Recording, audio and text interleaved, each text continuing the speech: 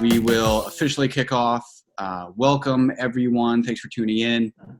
My name is Ross Pally, General Manager at Venture Lane. We are an early stage, a support system for early stage founders and companies in the Boston area, and more recently, as we become more virtual everywhere. Really excited that we have Clement Cazalot, Managing Director of Techstars Boston, here with us for 45 minutes, talking about some growth opportunities that really only come around during downturns such as this one for early stage technology companies. So, rules of the road, if anyone has any questions at any point, if you hover on the bar at the bottom of your Zoom screen, there should be a Q&A button. So if you hit that button, you could submit any questions you have at any time. Just type them in there, and we'll politely interject with Clem as he's going through his content and get your questions answered. Just to provide a little bit of background here. A few weeks ago, as things started to escalate a bit, we at Venture Lane sort of decided to make a few changes on the program side. One, making everything 100% virtual. Two, opening up a lot of our member programming to founders and startups anywhere who need some timely advice. And then number three, trying to make all the content that we put out there right now extremely relevant to helping founders kind of manage the current climate. So we put out a message to our entire mentor community a few weeks ago, overwhelmed by the number of mentors who came back and said, I can do cash burn, I can do customer retention. And Clem, of course, sent us an email, I think late that night or maybe very, very early the next morning, and said, I've got this too. So really awesome that Clem reached out and stepped forward. I'll turn it over to Clem now to introduce himself a bit, maybe a quick word about your backstory for anyone on the Zoom call who doesn't know it. And we'll let you get going, and I'll interject with questions throughout. Awesome, amazing to thanks Ross, and thanks Venture Lane for everything you're doing. It's there's a lot of Techstars companies that you're helping. What you do for the community is amazing. So I'll give some context why I'm speaking for 2 minutes, so you have the context where a lot of the learnings I have here come from, and my ideal outcome out of this session is to share with you some learnings of what I'm seeing and tactical actions that I'm seeing people doing that are actually additive to their business. It's a challenging time. Like, nobody has lived through a pandemic before. It's like if we've been hit by an asteroid. You don't plan for that. However, there are ways to navigate that learnings, and that's what I'm gonna share over the next few minutes. So a little bit about, so my background, Clement Cazalot, I'm the Managing Director of Techstars here in Boston. We are one of the largest accelerators in the world, focusing on joining and being the first co-founder, ally, investor alongside founders in the early days, and being involved in providing operational resource from pre-seed to IPO. And we're doing that for about 2,000 companies all over the world. And our approach is actually to every year focus on one city or one vertical and help 10 companies help specifically 10 companies that can leverage that ecosystem.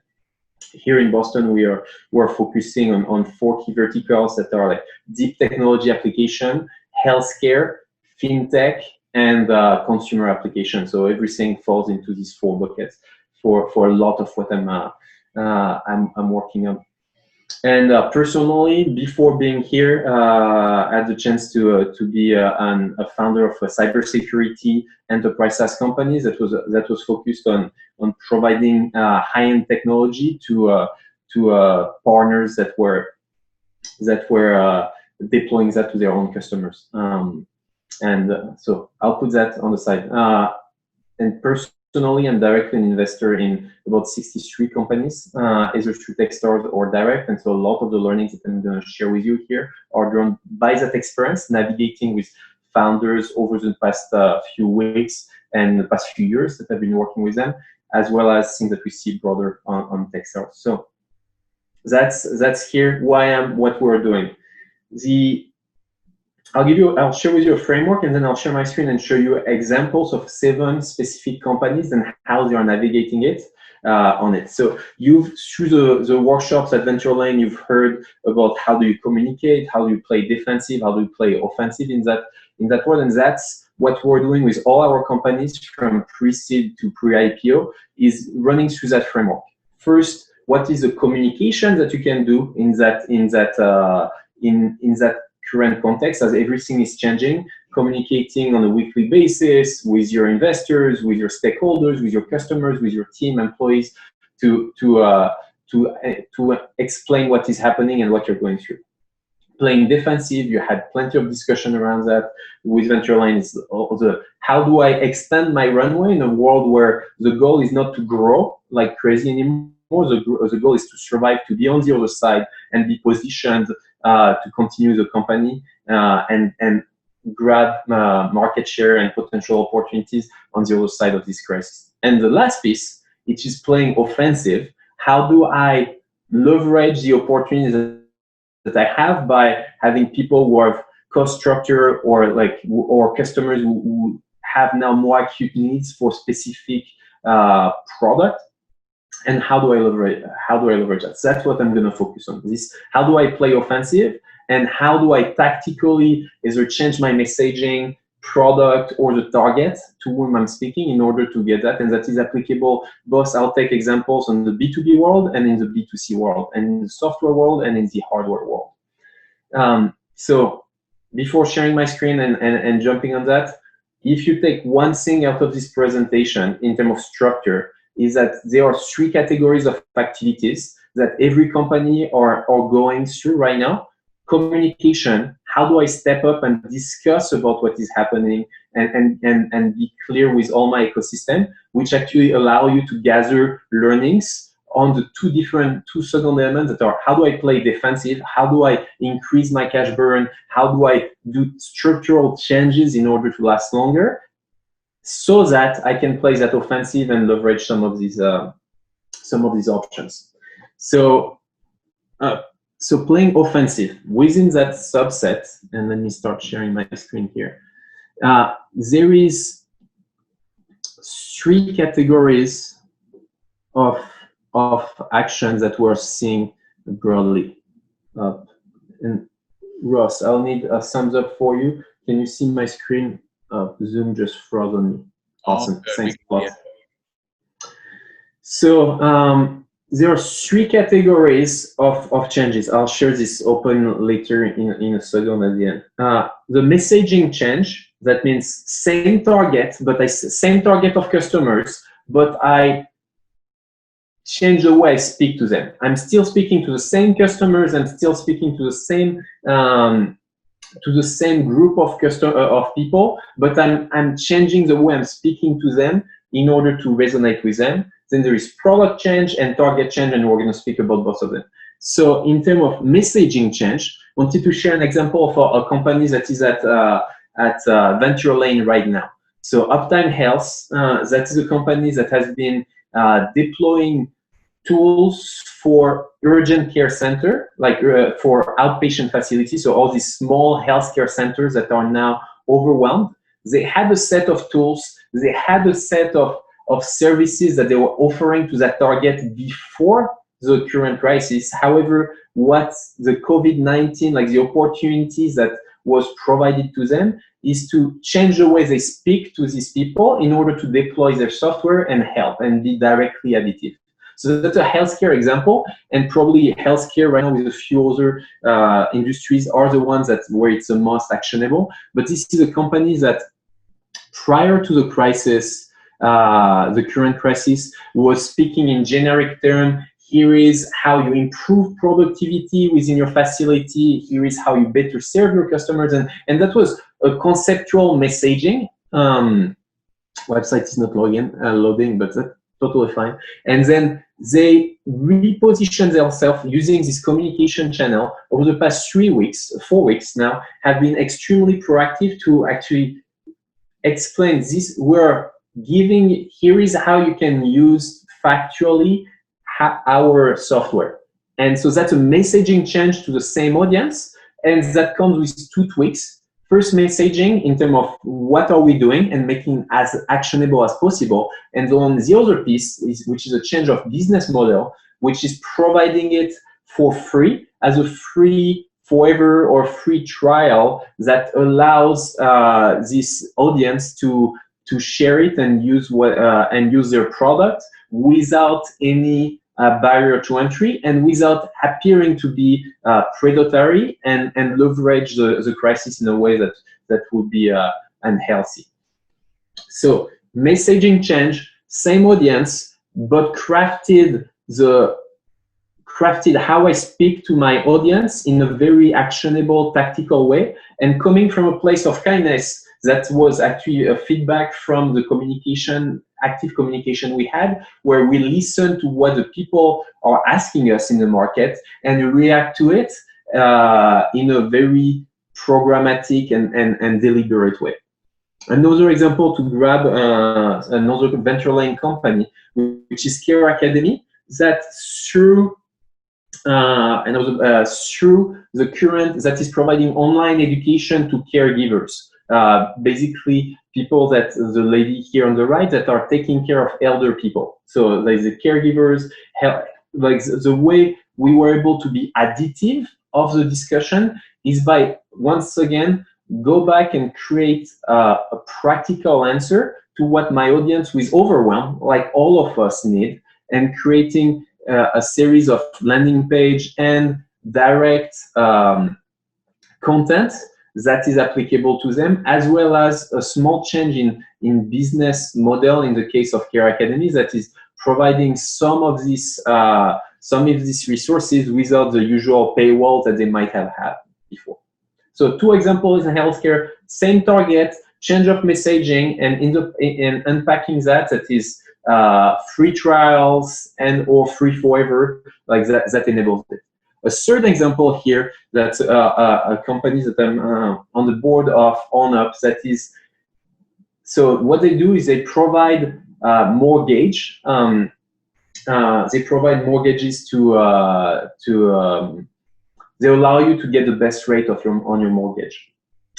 That is historically something that has been used by first-time home buyers and marginally by people doing refinancing of their own loans. What we created by playing this offensive card here is there was a structural change, which is rates have dropped.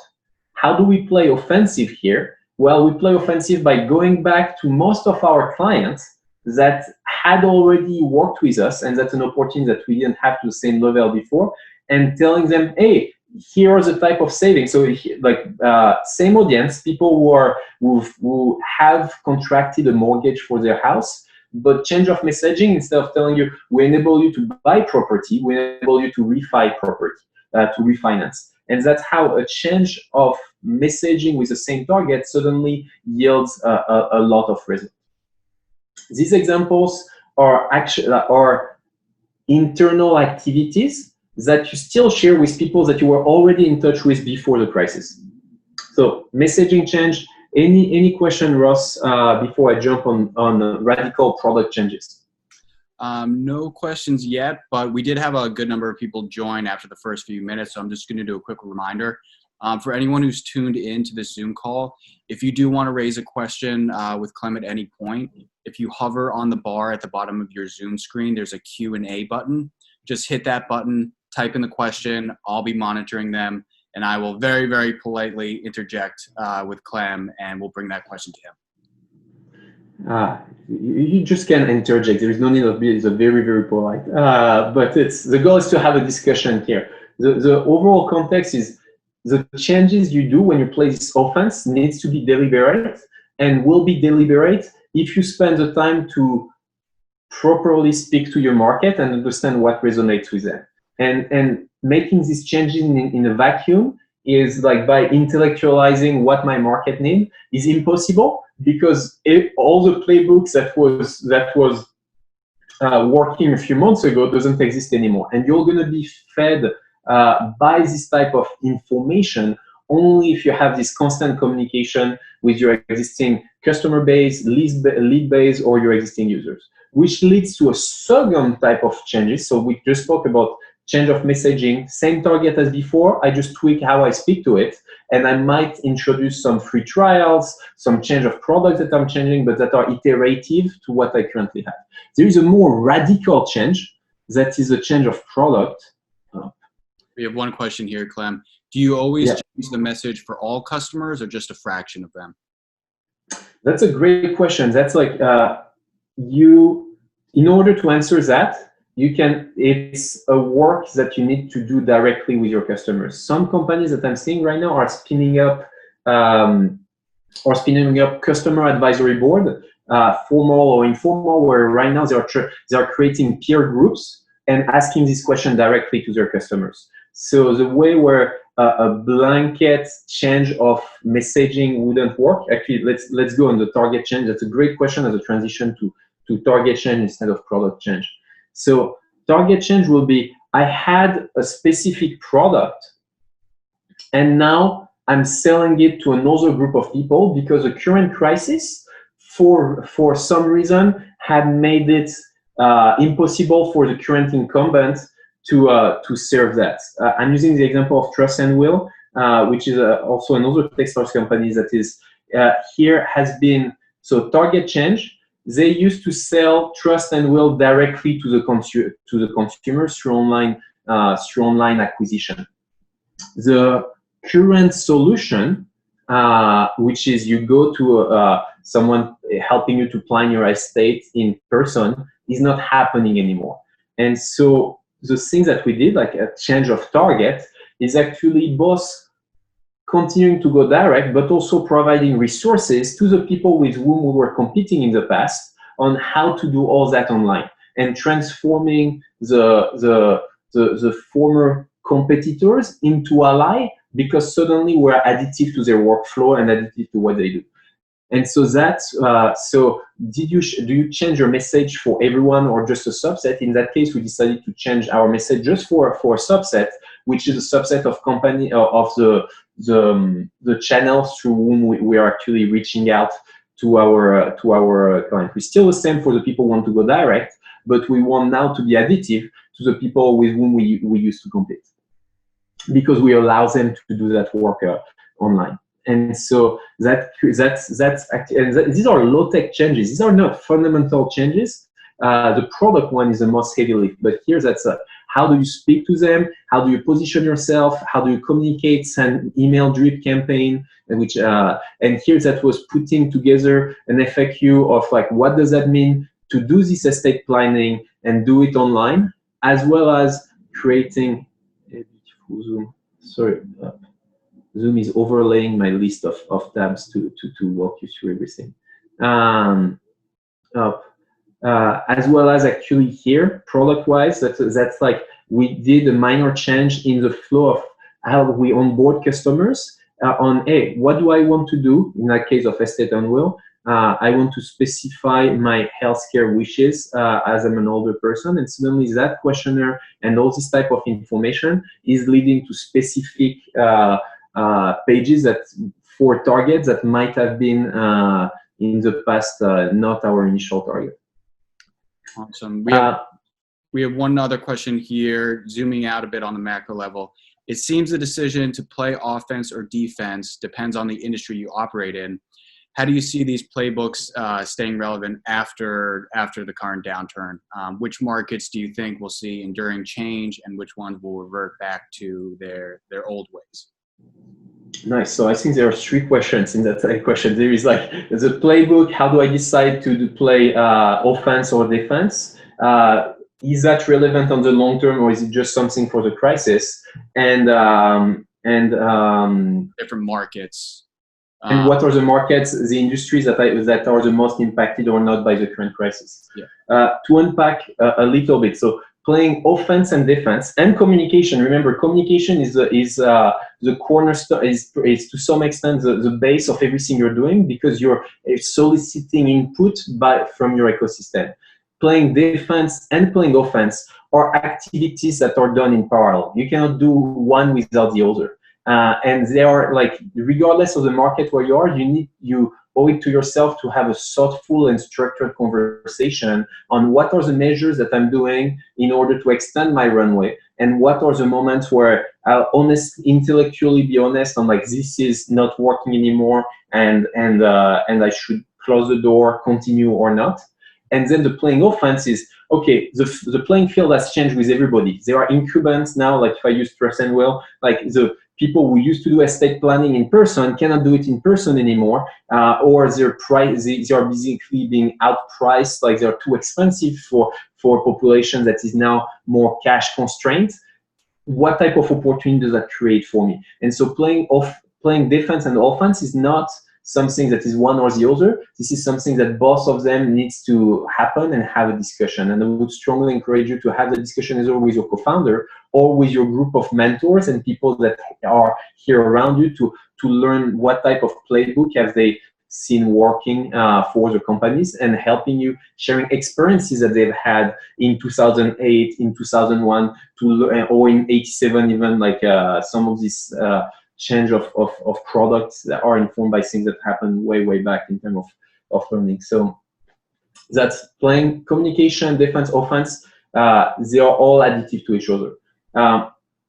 The second question was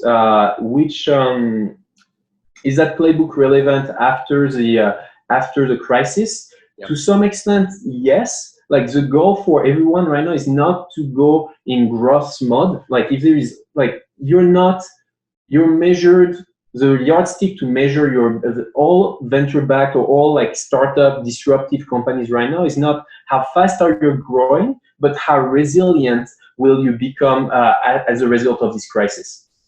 So that I understand if your risk profile is appropriate for me either to allocate capital to your company and or to support or as a customer, like are you gonna go belly up tomorrow if I make the decision to work with you? So in that context, post-crisis, there's going to be probably a discussion where playing offense, which is a growth realm, like how fast do I grow, is the preferred path and over-indexing on growth. However, on the short term, the playbook right now is be lean and mean and get on the other side of that discussion. I was, without creating long-term scarces on your business. I had in the last company that I co-founded, like one of our co-founder is like probably one of the smartest person I've ever had the chance to work with, and was the co-founder of a company in the 2000 era.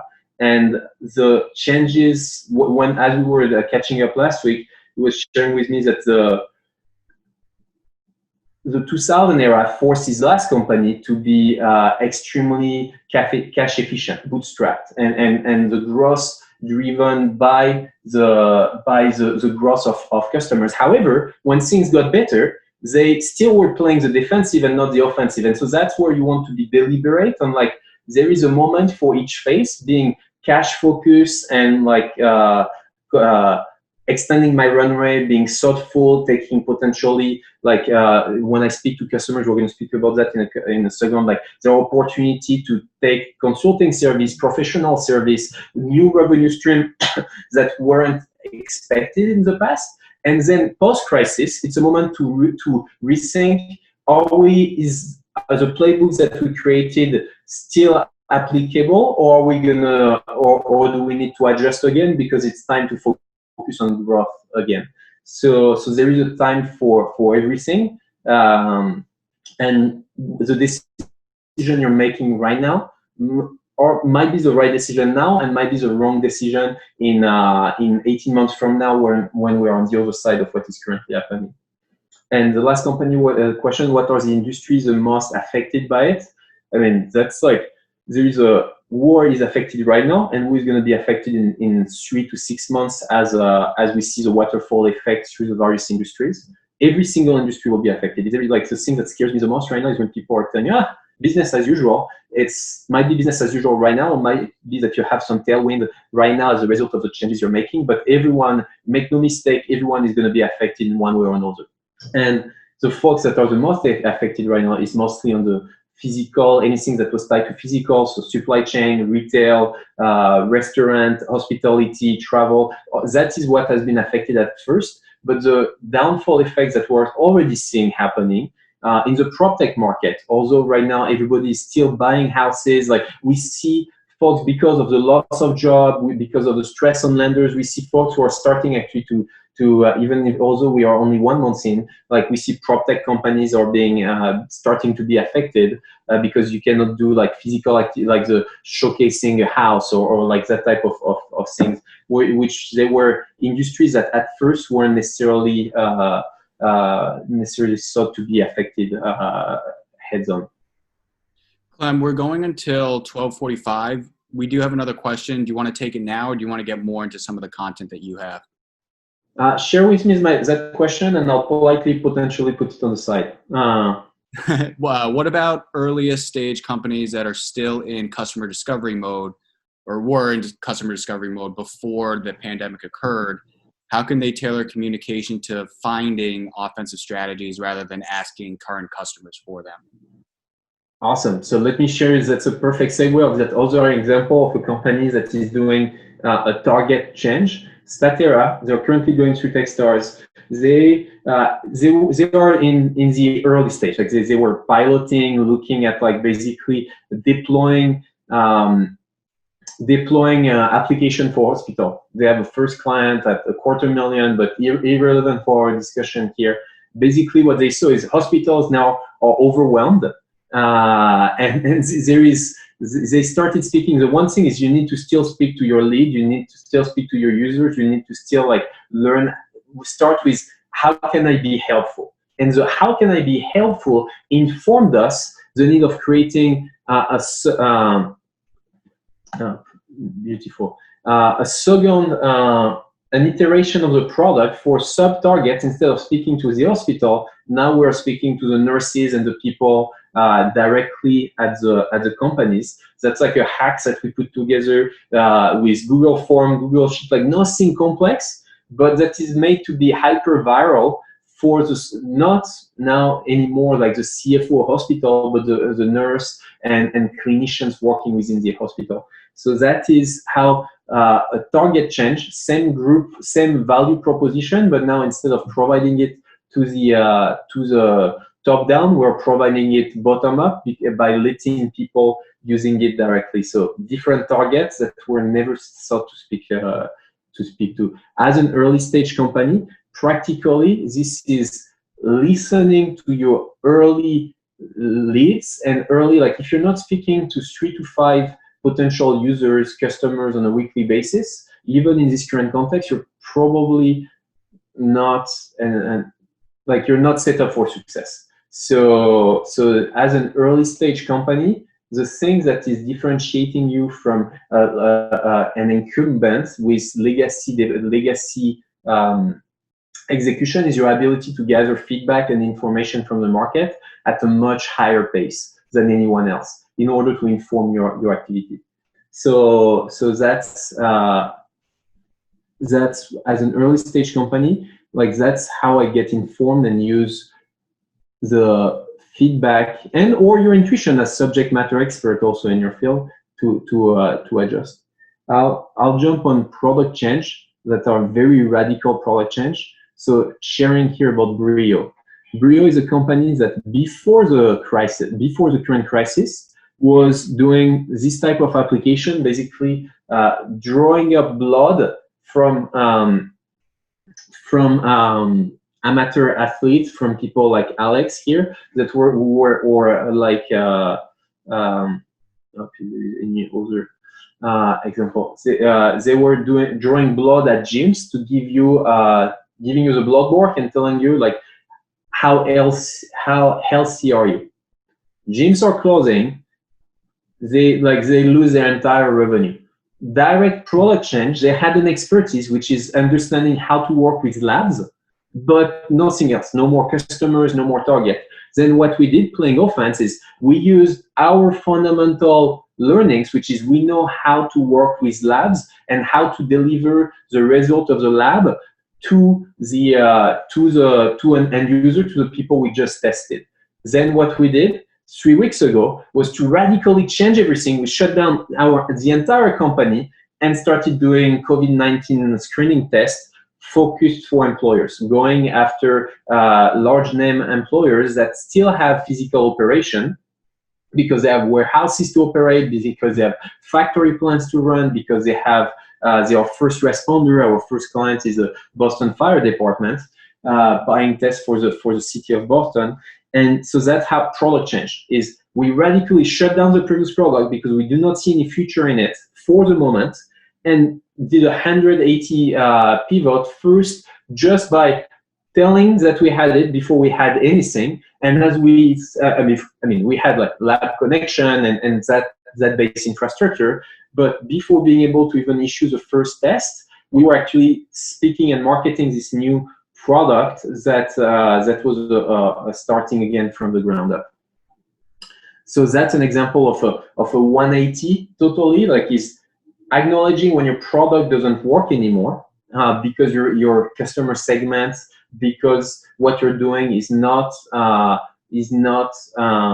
working anymore, or there are like external factors that were an impediment for it to work.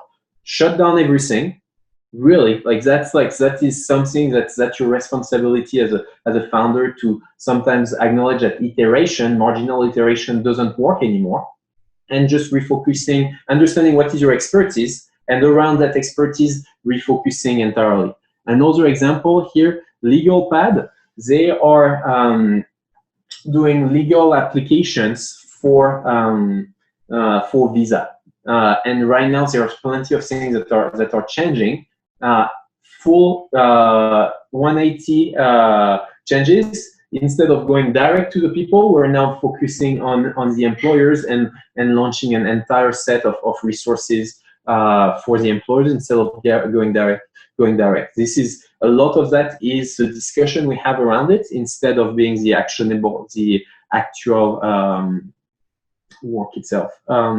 I'll stop right here. Ross, any question, anything? By respect, we have another 15 minutes and want to make sure to answer questions that you have.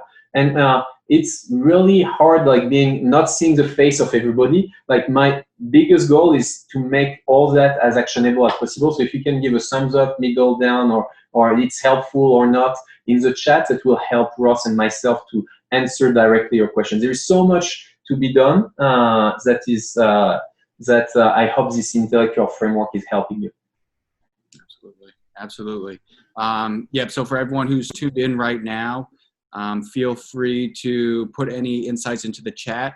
And if you have specifically a question, just hit that Q&A button at the bottom of the Zoom screen and type it in, and we'll get it answered. Good positive feedback coming in through the chat. Nice. So in this context, I'll restate like the three elements that if I were, in order to play the offense, there are three, and every company is unique and should be treated as such. Anyone who is telling you this is a playbook to be successful, do X, Y, Z, is full of, I think technically the world is full of shit, because every single market, every single company, every single customer has a different need. And so the only way to decipher what is really needed by your market is speaking to your stakeholders. Like there is in right now, like the only thing that allows you to play the offense is speak to your stakeholder to understand, is there a chance for me to iterate on what I have, meaning tweaking either the messaging or the target to whom I'm marketing what I'm doing, or stopping radically everything and doing a full change in terms of product, which might be violent. Actually, one example of a company that we're helping through right now was doing vending machines before the like physical new generation vending machines before the crisis. Like nobody's walking in the street. Like there are no value in vending machines anymore. What we did is we shut down this entire operation, and this is a pre-seed company. We're speaking about a company that is like less than 5 people, they raised less than $1 million. Like that's like the as early stage as it gets. And what we did is basically shifted everything, 180 degrees pivot of like, we still had supply, we still had the product we're selling in vending machines, just the people don't buy it directly. So what we did is launch an entire campaign to bundle these products, which are mostly feminine hygiene products, tampons, lactation pad, dry shampoo, things that are either healthcare or wellness first needs, and started soliciting people to buy that for healthcare worker on the front line. And so now we're actually moving hundreds of these bundles directly to customers who are going to use it. It's just that we move from being a physical driven vending machine to being airdrop shipping type companies that are relying on other parts of the supply chain. By understanding what is our expertise is sourcing high quality samples that are highly relevant for women on the go. Great. We had 2 more questions come in. First question is, how do you prioritize new versus old initiatives? So maybe for companies where their current offering or pre-crisis offering isn't completely voided by the current climate, so there is some growth and maintenance to do there, but also adding some new offensive initiatives. And then the second question, a little more general, just need more tactics about how to do business development in this environment. So I'm sure you have some general lessons learned there with the companies that you're working with. Nice. So let me start by new versus old, and I'll ask you to repeat the second question before. Yep. So what this crisis is creating as an opportunity is new way to resonate with your customers, and meaning because the old solution are not applicable anymore because they are too expensive, and like there is a push on lower budget because like that's what is happening right now. And so again, that's the number one thing is you will be able to do the triage versus between new and old initiative by stress testing them with your early champions and early users. At the end of the day, whether you're a B2C or a B2B company, you live and die by the feedback on the early service that you're providing. And so on old initiative, for instance, might be we only sell product. The new one is actually we are overwhelmed and people need our product, but they also need services around it. And while in the past we would have been opposed to use professional services, now this new initiative is we change how we deliver it so that it resonates with people. That's like how do we change from old to new is by speaking to the customers, understanding that they are too overwhelmed right now to engage with our vanilla offering, so we need to tailor it. On the consumer standpoint, a B2C example will be old initiative, product only. I mean, one of the biggest hacks that I'm seeing right now is people reintroducing human touch, which absolutely does not scale at first, inside the process. Companies that was used to create social network-ish,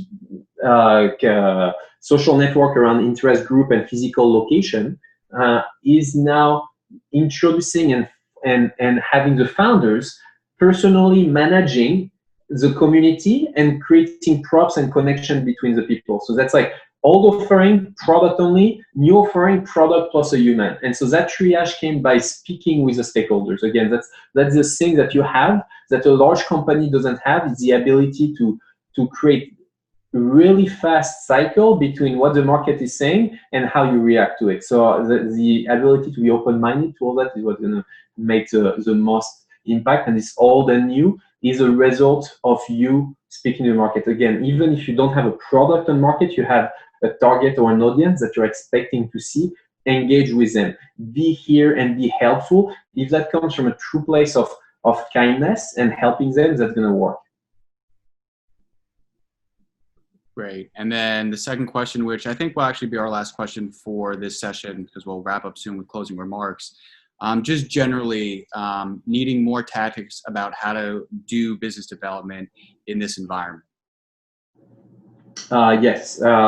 One that's I'll use an example of a venture lane company just to hyper focus on your company, on your community, Ross, that you created with Christian.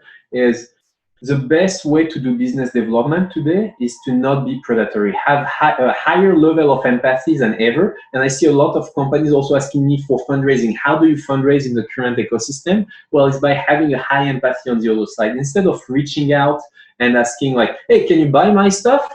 Probably the first step for everyone right now is, hey, I see that you're in X. How can I be helpful? And that level of business development that is truly coming from a place of you giving back and giving first is what is going to yield you much more results. Awesome. And we did have one more come in very quickly. Any best practices from hardware deep tech startups specifically? Yes, so hardware and deep tech startups, that's about like a third to half of what I'm doing. And that's probably the type of segment that is going to be impacting the last, granted that they are not currently, if they are still able to operate in their labs, if they are still able to operate in their physical location. So sometimes we see these cycles being extremely long. For deep tech companies, I would be ready to expect no more funding that is on long cycles. So how do I play offense in that case? Will be applying to grants, applying to SBIRs, looking at shorter term application of my technology, even in its infancy stage. What does that look like? So that's what it is. By the way, just Ross, do you mind tapping in the chat my email? Like I'm here to one of my email and the email of Jen. For real, the reason why I'm doing that is Ventureline is a phenomenal company, and community focused on giving practical help to companies. So if I can help, please reach out. For real, just put in the title "Hey, we met at Ventureline," and I'll be more than happy to reach out. Ross is pasting 2 links. My email and the email of Jen, who is a counterpart of Ross for Techstars here in Boston. So send it to both of us so that we can come back to you. I'll promise to get back to you within 72 hours after you send a note. Great. And we had one more question come in. Guys, for everyone tuned in, we'll make this the last question and then wrap up quickly. Clem, how might you balance being helpful and offering your services for free with trying to extend your runway at the same time? Great, that is an awesome question. Don't make me say what I did not say. It's like you are right now not in giving free services to everybody. You have a limited bandwidth, and so what I'm seeing companies doing right now is, hey, it's good to give first and good to give back, but don't do it in the place where you're going to thank your company. And I'm seeing that actually for I'll take 2 examples. One of services freelancing company, plenty of people are canceling their work with freelance and asking people or their contractors and asking them to still contribute to the company, but at a very discounted marginal rate. On that specific case, there is only so many companies, so many free projects that you can do. And so that's when your job will be to be transparent with your interlocutor. Hey, I'm here to help. How can I provide? And that's why a lot of people are providing guides in their specific industry. And let me give you my knowledge. However, for me to go the next step and walk alongside you, I might not be able to do it unless there is a financial compensation. The giving for free in the current context, in how do I play the offensive, think about it as marketing for you and the ability to create a long-term reputation that is going to pay back to more. So that's part of the deep discussion you need to have is, can I afford giving for free or not? And if not, then on the product side is actually to put an end date to a trial period. Might be that in the past you had a paywall or 14 days trial period. Might be that now it's 90 days or 120 days. But at the end, you're setting up the discussions that we'll need to discuss at some point about money, because I need to put food on my work. It's like Daniel is sharing here this funnel management. Yes, it's totally funnel work. And we had a couple more questions come in just in the last couple minutes. We unfortunately won't have time to get to those on this webinar because we're going to wrap up in just a couple minutes. But for anyone who just sent us a question, or if any other questions pop up, Clem and Jen's emails are both in the chat, and I'll even paste them in again right now so you have them right at the top. So always feel free to reach out to Clem and Jen with those questions. Clem, thank you so much. I think the example format of seeing so many companies that have these great, nimble, creative, offensive initiatives is even more helpful in some ways than just sticking to some higher level frameworks. And you're also reminding me that for everyone on the call, Devin Nash, head of marketing at _VC, has a great blog series going right now. and she has just a running list of companies going that are all have very similar sort of like offensive, very good for the world type of initiatives right now, all relating to COVID-19. So always feel free to reach out to Devin. If you need an intro, happy to make it. If your company has a similar initiative or you know of a company with a similar initiative, because I know she'd love to add to that list. Clem, I'm just going to take over the screen for one. Do you mind 1 second, Ross? Like, hey, just to clarify something. So at Techstars, our job is to help companies and to help them either through content, what I'm doing right now, or in some context, helping them financially and going through the accelerator. So although Boston is currently in program, like we are actually accelerating the pace we are helping companies with. So we are actually going to open application for the next batch in first week of May. So that if we work together, we can actually provide you capital and do more work as fast as possible. And there are plenty of other Techstars program in India, all over the US, specifically focused on like on sub-segments. So just either send me a note or go on techstars.com. Our goal is going to be to help here, or even navigate like how do you get access to SBIRs and all that. Fantastic. So I'm just going to take over the screen for one quick second. Go for it. Just for everyone who is on the call. Well, there we go. I'll use this one. Just to keep everyone informed for the next several weeks. We're going to keep having more of these types of webinars. We have a lot of our mentors and subject matter experts trying to give some founders some assistance on navigating the current climate. Later this afternoon, 2 p.m., Christian Mogul, founder of Venture Lane, and Brian Denenberg, managing partner at Agile Sales Method, will be interviewing Helen Adeosun, co-founder and CEO of Care Academy, one of the companies that Clement mentioned today. This is part of their Fighting Bull series, doing it weekly, interviewing founders who have very similar sort of offensive initiatives and are fighting back sort of against the downturn and against the current climate. And then on Thursday, tomorrow, 12 p.m., we have COVID-19 Needs a Different Playbook than 2000 and 2008. So we'll have Paula Long, founder several times over, and David Gersoff-Richard, founder of Big Fish Communications, respectively sort of manage their early stage teams through 2000 and 2008. And they'll be talking tomorrow about what is similar about the current downturn, but more importantly, what are some unique developments in this current climate that warrant sort of a different playbook for early stage founders. And then coming up next week on Tuesday, we have the Pitch VCs Want to Hear in a Crisis. We'll have Matt Toms at Bolt and Dan Heck at OpenView talking about how to incorporate a narrative about the current climate and what your company is doing to prepare and play defense and play offense. So that one will be on Tuesday. Feel free to screenshot this slide, or you can always go to theventurelane.com and follow us on LinkedIn, subscribe to our newsletter, which is bi-weekly for the foreseeable future, as we're adding climate content like this almost every day. So I'll stop sharing there. As Clem mentioned before, it sounds like Techstars applications are opening. Clem, if you want to share a link in the chat, feel free to do so. I know your emails are there already. Oops, and it looks like we might have lost Clem, unfortunately. So we'll wrap it up. We're past 12:45. For everyone tuned in, thanks for joining. Thank you again to Clement Cazalot, Managing Director of Techstars Boston. His emails are in here. Stay informed of the application period, which is opening for Techstars. Thank you all for joining, and stay safe. Keep your spirits high, and we'll see you all again soon. Thanks.